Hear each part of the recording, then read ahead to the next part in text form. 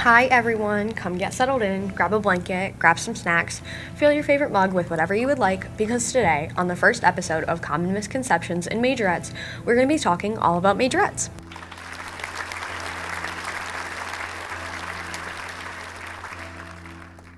This is Emma, your host, and today we will be introducing you to the life of a twirler. This includes our Corning Painted Post High School Majorettes team, what our schedule looks like year-round, and then what is majorettes itself? What is a baton? What else do we use other than batons? How do we create those routines and do the things we do? And to help a little bit with this, near the end, my coach, Miss Judy Gridley, will be coming on the show and we will be asking her some questions about the types of questions she gets. How often we get mixed up with a dance machine and color guard, where you will be surprised, and what being a baton coach is like. Sounds pretty exciting to me. Okay, I'm just gonna say it. People say the majorettes isn't a sport, and while it technically isn't a sport, like it isn't in the Olympics yet, and we are fighting for it, trust me, a lot does go into it. The Corning Painted Post Majorettes have been around for decades, and our team has been very successful. I joined my 7th grade year, and a lot of people have come and gone, and the team has grown a lot in that time. In the past, we have won a lot. I'm pretty sure we are consecutively winning state champions for 5 years. We have one competition every single year where Twirling Unlimited, a twirling company that a lot of people go to for competitions, and they have very nice trophies. They come to our school and they do a competition, and it's a lot of fun because we're on our home ground. Like, this is time for us to shine. And I'm pretty sure, like I said, we have won that for 5 consecutive years. And to add, we have also traveled a lot. The band that we are also involved in for football season and parade season, which I will go into in a little bit, they go on a international, I guess I could say, trip every 4 years, I'm pretty sure it is. And the last trip that they went on was to Ireland, and the girls who went got to march in the St. Patrick's Day parade, and it was televised. It was amazing. It was beautiful. And this year they're actually going to Rome, Italy, and I am not going to that one, but I am going to the practices. It is an absolutely amazing routine. The outfits are amazing, and it's just lovely. And they are going there for a New Year's parade, I believe. They're going over Christmas break. So now we're going to get into kind of what our year looks like. So in majorettes, we have 3 divided seasons. So first we start off with football season.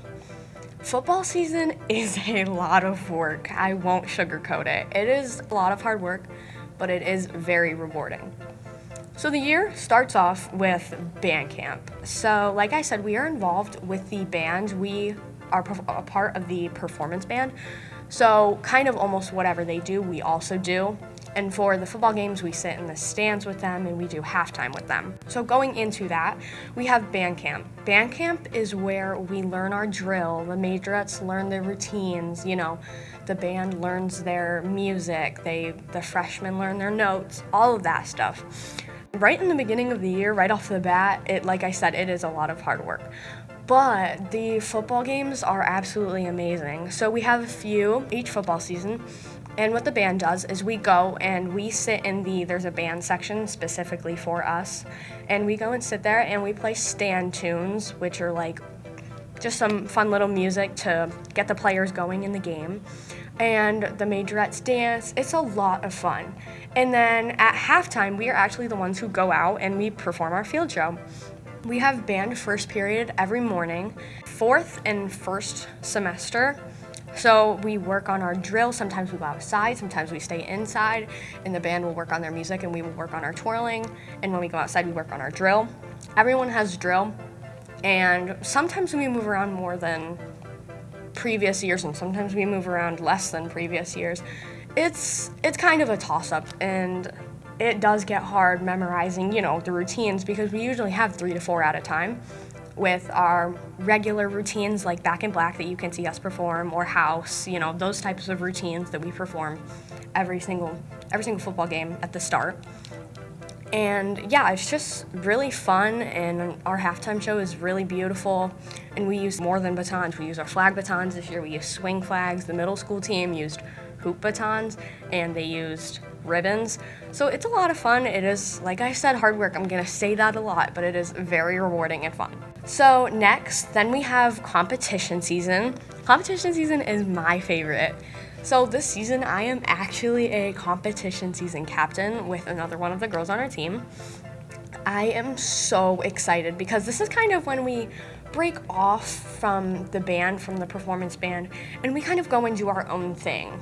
And we don't have band first period anymore in school for the second and third semester. And then, like I said, we join back and forth. But I feel like competition season, it's a lot more free reign for the majorettes. Like, we're not connected with the band anymore. We get to choose our own music. We get to choose what we do we get to choose our outfits. We get to choose our hair, our makeup. We get to choose a lot more of what we do. We have a lot more say. So one thing about competition season, competitions are really stressful. And they are like football games in a way. And you just kind of have to get through it. And some days are harder than others. Some days are longer, some days are shorter, some competitions are harder, sometimes more people are competing, sometimes less people are competing. But it is very rewarding out there on the floor when everybody is just watching you and cheering for you and your music is pumping out loud. And everybody is just together. We're all catching our tricks. It's such an amazing feeling. And that is why competition season is my favorite. Another part of why competition season is my favorite is that solo competitors get to go and do their own thing. So when our team goes out and competes, it's usually after that. Really anyone on the team, as long as you're not first year, they wouldn't recommend going out on your first year, but basically you get to work on your own routine. You get to choreograph your own whole entire routine. You get to do your specific hair, your individual makeup, your individual outfit. It's amazing. And plus, a little bonus, we get to take home our own individual awards. So I have so many up on my wall. I have medals, I have trophies. It is amazing. And that's definitely not my favorite part of it. I'm a social butterfly. Public speaking doesn't scare me. Going out in front of people and doing random things doesn't embarrass me. Social embarrassment is scared of me. But that's why I love competition season so much, because we just get to go out there and be ourselves and perform.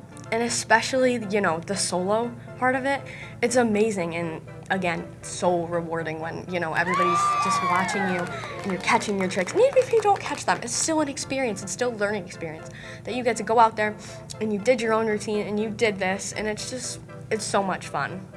And you get to compete and, when you're in a division with a lot of girls, there's many different divisions. When you place on top, it's a very rewarding feeling for you. I did that. And it's not like, oh, I get the trophy, I get this, I get that. No, it's more of like a mental, I'm doing good. Twirling a lot of times is discouraging. Like I said, I'm not gonna lie. It's hard work, it's discouraging. It can really get you down if you're not catching tricks, if you're just having an off day. We always have off days. And you just have to kind of keep going. And even if you don't, it's just the experience. And that's one of my favorite parts about majorettes. We really get to do something new every single day. If you learn a one spin, which is throwing the baton up in the air, spinning around once and catching it, you can move on to a two spin. And then you go on to 3 spins and 4 spins and 5 spins. It just keeps going. There's always something you can add. And if you're bored, you can always make up your own individual routine for competition season, even if it's past for the next year. And, to add on to competition season, and especially in individual routines, there are different solos that you can do. There is a show solo, and then there is just a regular solo. That one's a little bit more rigid. In a show solo, you can bring your own props. You can, add some things into the background, things that you use in your routine, things to make it pop. You can use other things than just batons. You can use ribbons, you can use swing flags, things like that. You can even use an umbrella. But in the regular solo, it's just baton, and you don't really use anything in the background, anything like that. So most judges are looking for a certain flow. They look for pattern changes, which is making the baton go in a different direction than it already is. They look for breaks in the routine, which is like pause, and they look for drops and things like showmanship, putting on a smile, having that energy, looking like you're actually having fun, because it is fun. So that is also all on a certain score sheet that when you get done performing and when they give out awards, it is given out at the end of the performance, and it is really like super, super helpful. They also give these out for team, but for individual, it is really helpful because you get to see, what you need to work on, what you're doing great in, what they, want to see more of, what they want to see less of. It's just recommendations for you to do better. And it tells you everything they're looking for, and it's just amazing. I remember my first solo, I was really happy because they thought that I was really good at the showmanship part. They said I had a great smile, and that just made me really happy to hear because smiling is one of the most important parts. So the third one is doing parade season. Parade season is very fun. So basically in parade season, we join back with the performance band and we do local parades with them. We have a few routines that we stick with. For example, for the Halloween parade that we do every year, that's kind of in the beginning of the year. We have this one routine that we do every single year, and the band does this one song, Thriller. It's awesome. It's kind of all set in stone. But for other parades, especially in near the end of the year time, we learn new routines, they learn new music, and there's always so many people out on the streets. And I honestly really like it because instead of just standing there and doing a routine the whole time, obviously we do move around with our spots, but moving around is fun. And sometimes you have to stop, but just not standing and walking the whole time is fun. And I also feel like band camp helps with marching and all of that stuff. There are familiar parade routes that we use also, so it gets easier every year that you join, and it's so much fun. I really love it. It is very common for, most people to think that we just use batons, and it is centered around batons, but, that's not all we use. Like you've heard me mention, we use sling flags, we use ribbons, and we have these little flags that are smaller than swing flags, and we put them on the ends of our baton, and they look very pretty, and, of course, we use batons. So starting with the baton, a baton has a metal middle, which we call its shaft. It has two ends. It has a ball and a tip. They are both made of rubber. One is heavier and one is lighter. So that allows for the weight distribution when we throw the baton up, and it also allows for those intricate twirls that we do with our fingers because of the weight distribution and being heavier and lighter. And you can also, when you go to buy a baton, we all mostly have our own batons just so that we can take them home. And of course we have team batons for performances, so they all look the same. But you get to customize your baton. Not only on the outside, you can use different grip tape, you can use different colored grip tape, you can use different types of grip tape. It's actually mostly tennis grip tape. I'm gonna let you in on the secret, it's tennis grip tape. But we also have this prism tape that we use to make our batons look very beautiful. I love doing my baton all pretty, but we can also customize it when we buy it. We can customize the type of shaft that we have, and you can customize how long it is. I don't think you can customize the weight of it, but the shaft, the ones that we use are 7/16-inch shafts, I believe, and the baton length is 28 inches. I know some people on our team use the minis. I know they use something a lot shorter, 15 inches. But some of the taller girls on our team, I know one lovely girl on our team, she uses a 30-inch. And hey, she says it helps with her tosses, so who are we to judge that, So the flags that we use on our batons, we use little small flags, and usually they have these little designs on them, and it does make the baton heavier, but the flags look absolutely beautiful. But usually these are made for swing sections. In this year's field show, we used these flags and we did a whole swing section with them. It was like a mermaid prismy decal on the flags. It was absolutely beautiful, and it was actually one of my favorite parts. Next, moving on to swing flags, that's just basically one big flag that takes up the whole entire baton.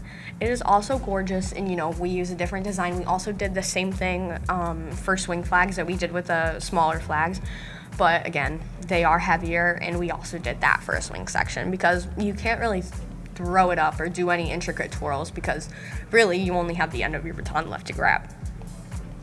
Next, ribbons. Ribbons are very delicate, but they do look amazing when they're well done. There are lots of different types of ribbons. There's different types of holders that you can use. Usually it's just a little Sometimes it's a plastic stick, sometimes it's a metal stick when it's more professional. They are very beautiful, and honestly, some baton tricks can be translated into ribbon. Like, for example, with spiral pull, which is just a few insides and outsides, that's some of the basics of majorettes. You can kind of translate that and just move your wrist. A lot of it is just wrist work.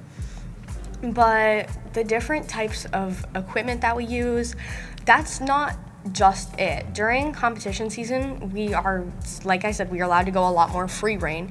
And I remember, I think it was 1 or 2 years ago, we did a candy themed competition routine, and we had these huge lollipops that my coach custom made, and she had these batons. They're also light batons that we use that you can buy, or glow stick batons, which is just like it sounds. They're LED neon lights on the ends of the batons. It's awesome. And then for the glow stick batons, you got glow sticks on the ends. Pretty cool if you ask me. One of my favorite parts about the Festival of Lights. She used the glow stick batons that we had, and she put literal plastic bottles on the ends, and they were colored. And like I said, our routine was candy themed, so they had like little wrappers on the insides. They were supposed to look like, little pieces of candy. And we also had these balls that we used, the colorful balls, and we did some body work with them because, majorettes isn't all just baton work. If you are doing straight up batons for a majority of the routines that we do with no body work, I wouldn't have to work out anymore. Let's just put it that way. But you would be out of breath by the end of the routine, I promise. And we used these balls that we did some body work with. They were a really good addition to the routine. We also had these literal candy pieces. They were a little bit bigger. I'm pretty sure they were made out of styrofoam, and our coach colored them. We also did some body work with them, and then at the end, left some time for some actual baton work. But it was honestly really, really fun. And it was a lot of work because we had a lot of equipment to carry out on the floor, and we had to have a whole entire bucket for the lollipops. But it was very colorful, and it really did look good when you put it together. So I was really happy that we did that. So the one last thing I want to talk about a little more before I bring on my coach is the misconceptions with dance machine and color guard. So we are very alike, and we all do work with the band. We learn routines. We have things like batons and flags and ribbons that we all use to make routines and perform. So we have a lot of similarities, but we also have a lot of differences. Like, for example, in majorettes, we use things like batons. In dance machine, they don't use batons. They do dance, and they use things like ribbons, and color guard uses flags. And just because we have a lot of similarities doesn't mean that, we're all the same thing. And our team, especially, our teammates and our coach, we get a lot of questions about them. Like, when I'm introducing somebody to majorettes and I'm saying, hey, yeah, this is what I do, I mostly get questions like, oh, so that's different from color guard, right? Or like, are you guys the same thing? Something along with that. And we really are different. Like, we have different tricks that we do. They have different, coaches, everything like that. And it does get confusing, but I kind of love to explain it to them because we're all like so different but so similar at the same time. So it's really cool. And there's things like, as well, the dance machine, they are with the performance band, and then they go off on their own like we do. And the color guard, they are with the indoor drum line, and they go more with the competition band.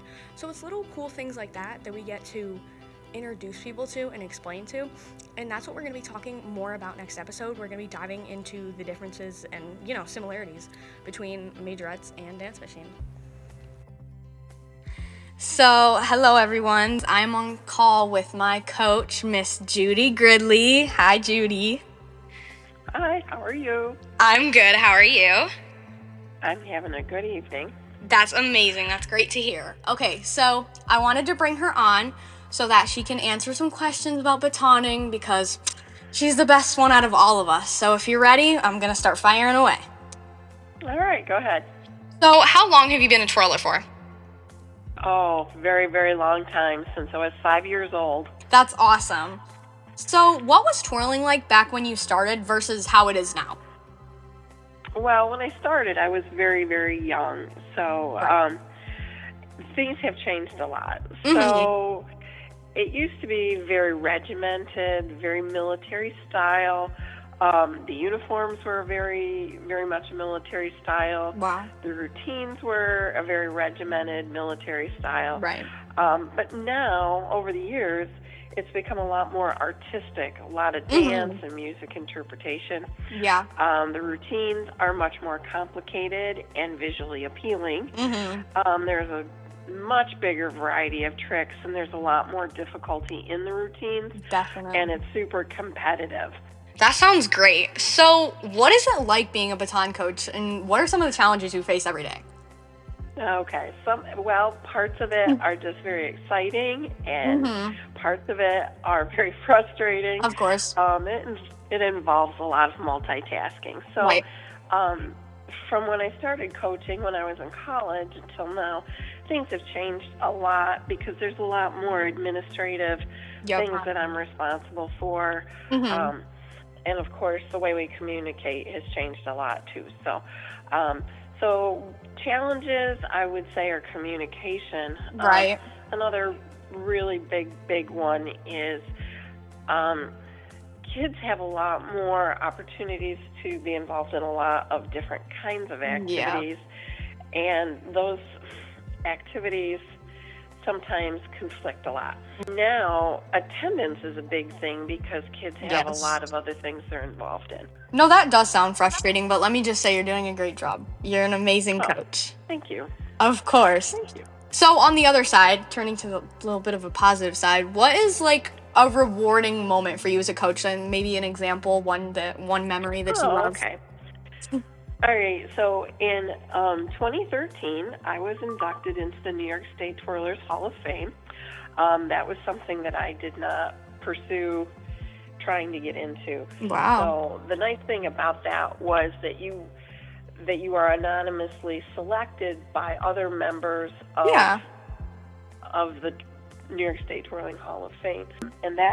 And that year, my students participated in the New York State Core Spectacular, which is for the Governor's Trophy. Wow. And my team was also inducted into the New York State Hall of Fame. And that's so awesome. We tied for first place, which meant that we won a 6-foot trophy that we got to keep half of the year, and then we had to return it. But some of the other things that are rewarding, other than that, are seeing my students win the New York State Twirling Unlimited State Championships many years in a row. I mean, I've kind of lost track how many years it's been, 6, 7, 8, something like that. And it's always very, very rewarding to see my students learn and grow. Most kids that come in don't start until they're, like, say, in the 8th grade. Right. So I very rarely have students that come in already knowing how to twirl, which means I have to start from scratch when they're middle schoolers and teach them to twirl. Yeah. But to see how they progress from, the beginning of middle school to the end of high school it's very rewarding for me. It's exciting for me to see them excited about catching their 2-spin or their 3-spin or their illusion or things like that. So yeah, I certainly don't do this for the money. That's right. Right. No, that's completely understandable. I know. I love seeing our team win. Like, I love seeing everybody succeed. I love it. But it's not always about winning. Winning is fun.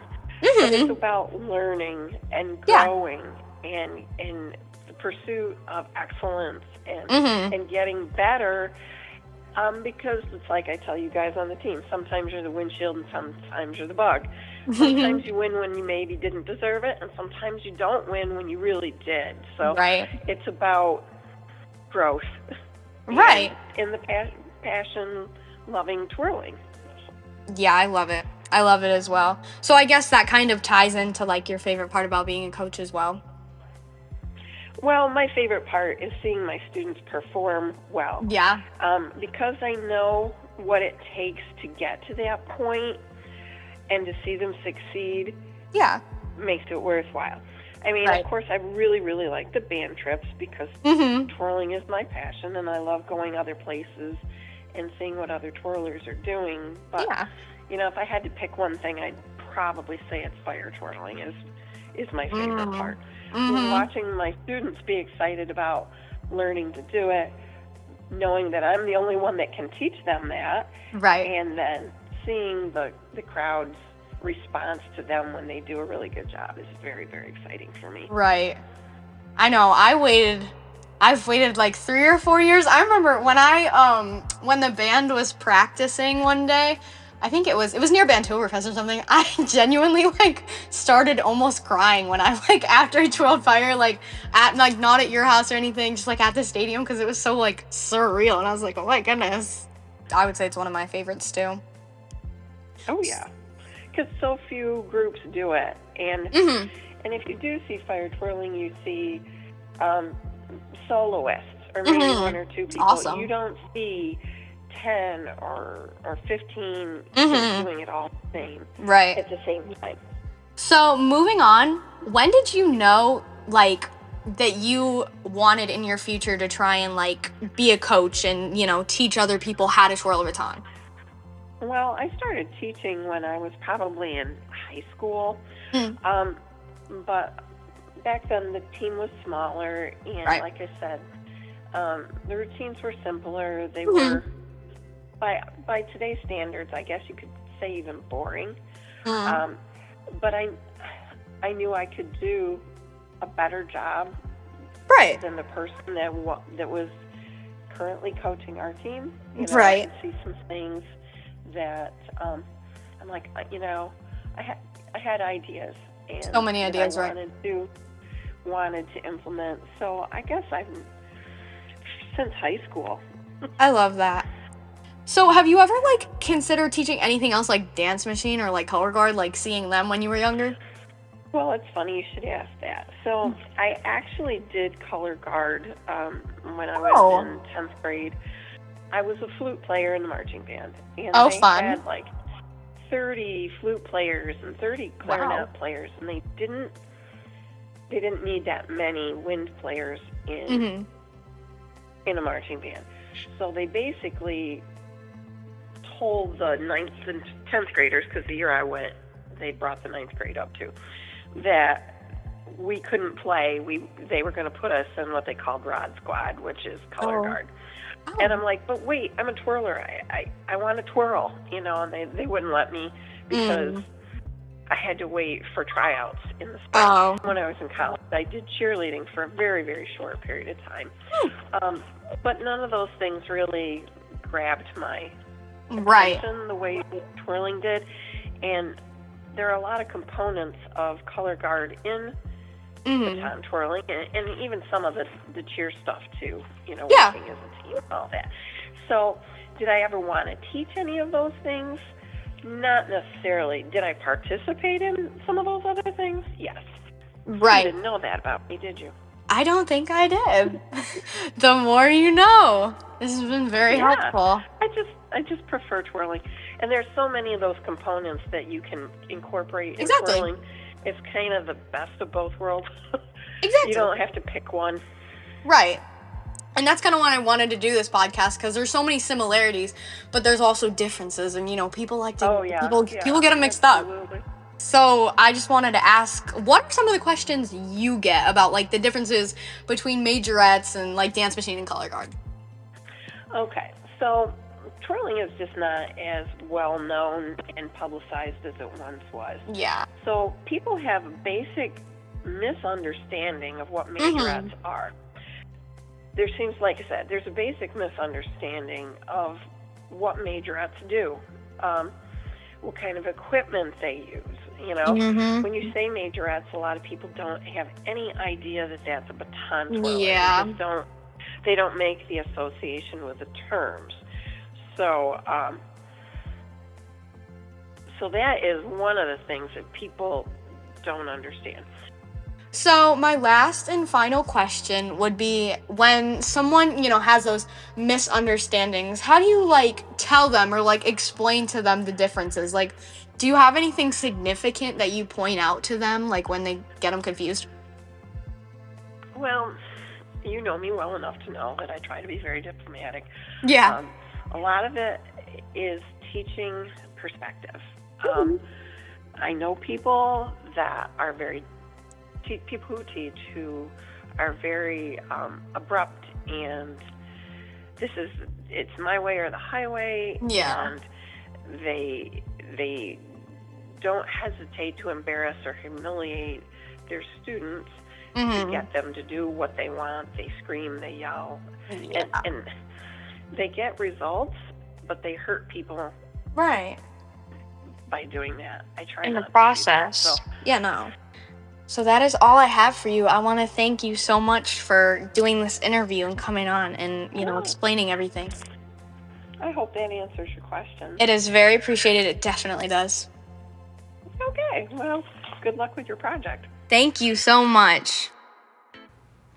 Honestly, I am so grateful for her. The team wouldn't be anywhere near where we are now if it weren't for her. She does so much, and even though it doesn't seem like it sometimes, we really appreciate her. So I thank her for being an amazing coach and coming onto the podcast. I hope this was as enjoyable for her as it was for me. It's not as simple as you thought, is it? And, that's what I love about Majorettes. Every single day, there's something new to learn. Whether it's a whole new trick or a routine, maybe it's something as simple as technique. You always have room to improve and try again every single day. It is challenging, but so rewarding at the same time. Having a great team and coach makes it all worth it. Thank you so much for listening to this. I hope you learned a few new things about Majorettes. You might want to go get a refill on that mug and those snacks. Hopefully they were good. Anyways, I hope you have an amazing day, and if you want to hear more, tune into episode 2, more on the differences between Majorettes and Dance Machine. You only live once, so make the best of it. Ciao!